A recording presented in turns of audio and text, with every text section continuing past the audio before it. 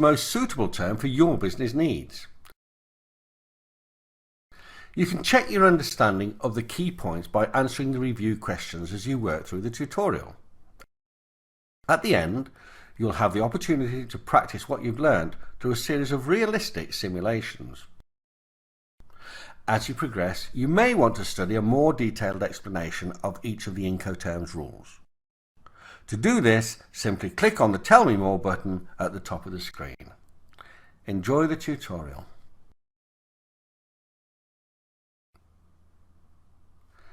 The international dispatch of goods involves a number of distinct physical stages. Delivery of the goods to a first carrier or port facility. Terminal or port handling at export. Clearing the goods for export through customs. Main carriage of the goods to the destination country. Clearing the goods at import into the buyer's country. Terminal or port handling at import. Final delivery to the buyer's premises. Before an international sales contract can be confirmed, buyers and sellers should agree who, either the seller or buyer, organises the various dispatch and delivery elements. Who initially pays for what in the delivery process. Obviously, the buyer always pays in the end, either directly to the freight mover himself or when charged by the seller on the export invoice. Where delivery takes place. Remember, traders always need to define very precise delivery points. And finally, where the risks and responsibilities pass from the seller to the buyer. This normally takes place at the point of delivery. Both buyers and sellers need a clear understanding of what they're agreeing to. It's important to make sure both parties take responsibility only for functions they can exercise control over. It's also vital to avoid any confusion between the buyer and seller which could result in late or lost goods, unexpected additional costs, or even legal action. To avoid these costly misunderstandings, the International Chambers of Commerce introduced a set of standard trading terms known as incoterms. The latest version of these terms is Incoterms 2010. Incoterms are a set of trading terms and rules that identify the obligations, costs, and risks imposed upon sellers and buyers when trading goods across international borders. Of course, they can even be used in domestic trade. Each of these 11 Incoterms rules is identified by a 3-letter abbreviation. These abbreviations are in common use but are frequently misinterpreted. It's vital that all parties fully understand the implications of each term. Incoterms rules are an integral part of any international sales contract, and they specifically deal with the delivery of goods. Problems can occur in international trade because of differences in such things as language, law, and transport systems. The correct use of Incoterms reduces these problems and gives clarity to the delivery process, minimizing possible areas of confusion and conflict. There are 11 Incoterms rules. They are easy to understand and remember if you position them in orders of levels of responsibility for the seller and buyer. At one end of the spectrum, EXW Works places responsibility for the delivery, costs and risks squarely with the buyer. Each subsequent group of terms gives additional responsibility to the seller. At the other end of the spectrum, therefore, DDP requires the seller to take full responsibility for all aspects of the delivery.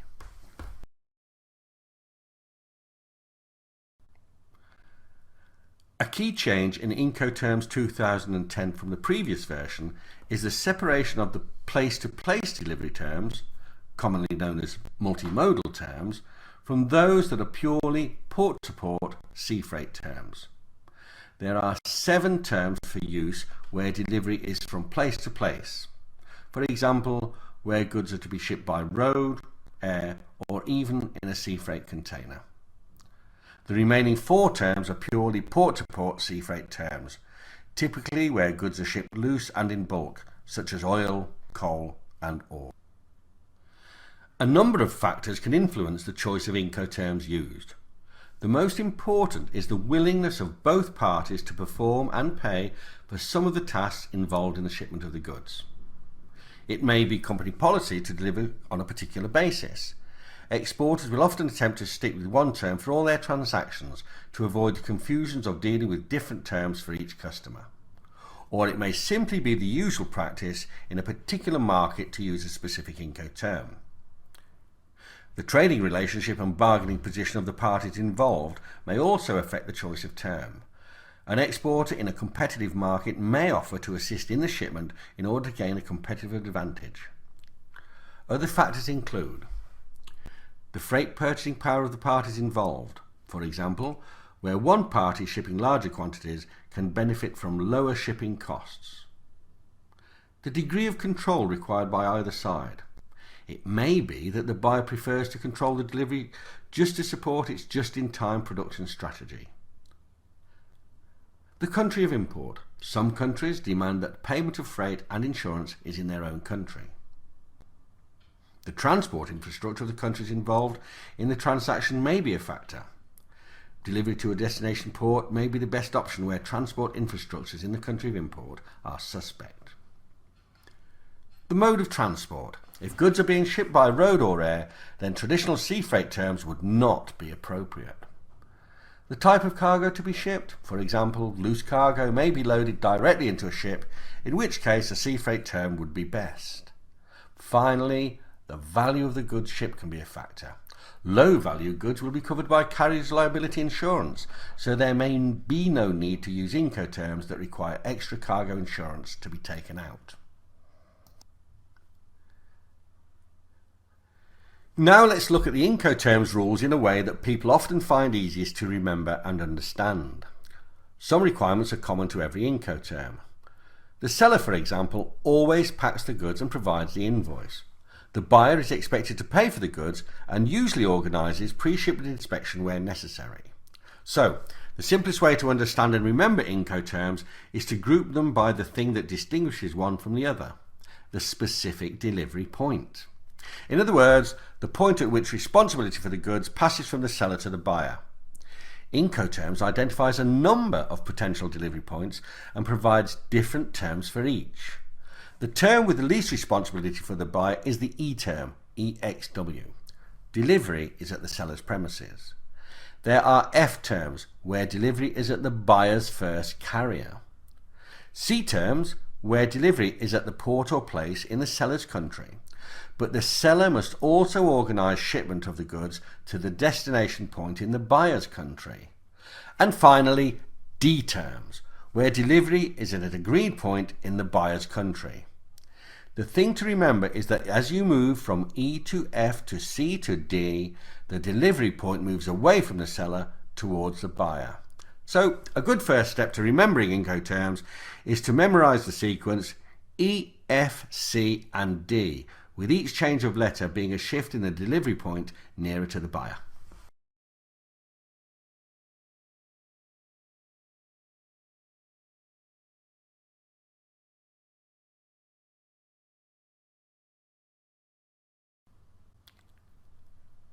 There is just one E term, EXW or X works.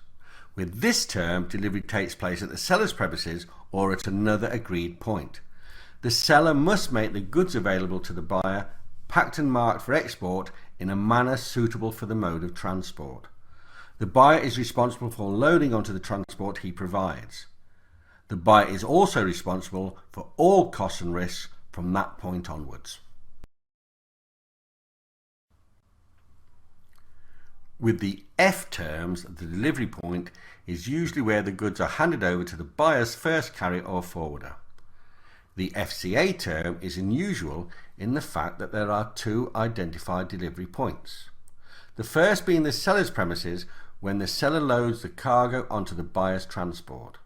The second being where the seller delivers to the buyer's first carrier or freight forwarder at their depot or similar place.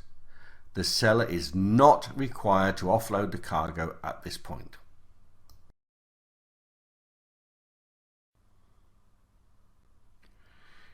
Care is needed when using C terms. Do not confuse the delivery point with the agreed destination. Under all the C terms, delivery takes place at the port or place of exportation, but the seller contracts and pays for delivery to a destination place or port in the buyer's country at the risk of the buyer.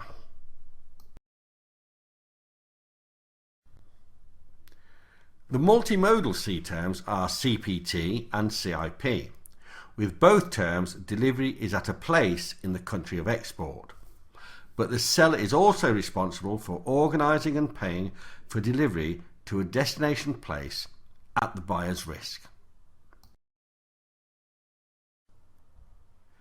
The difference between CPT and CIP is that with CIP, the seller arranges not only to deliver to a destination place, but also arranges cargo insurance, usually on behalf of the buyer.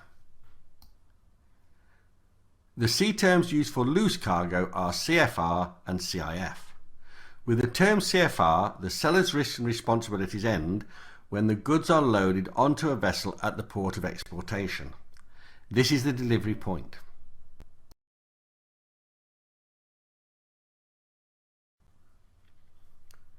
With CIF, the seller also organises cargo insurance, usually on behalf of the buyer.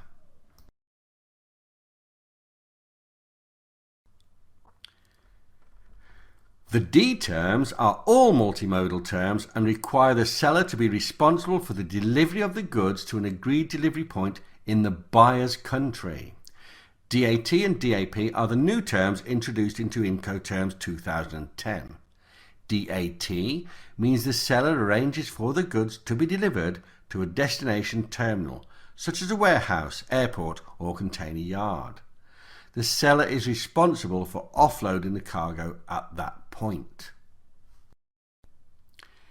DDP simply extends the responsibilities of the seller for all aspects of delivery to an agreed point to specifically include import customs clearance and import legal requirements, as well as any duties and taxes.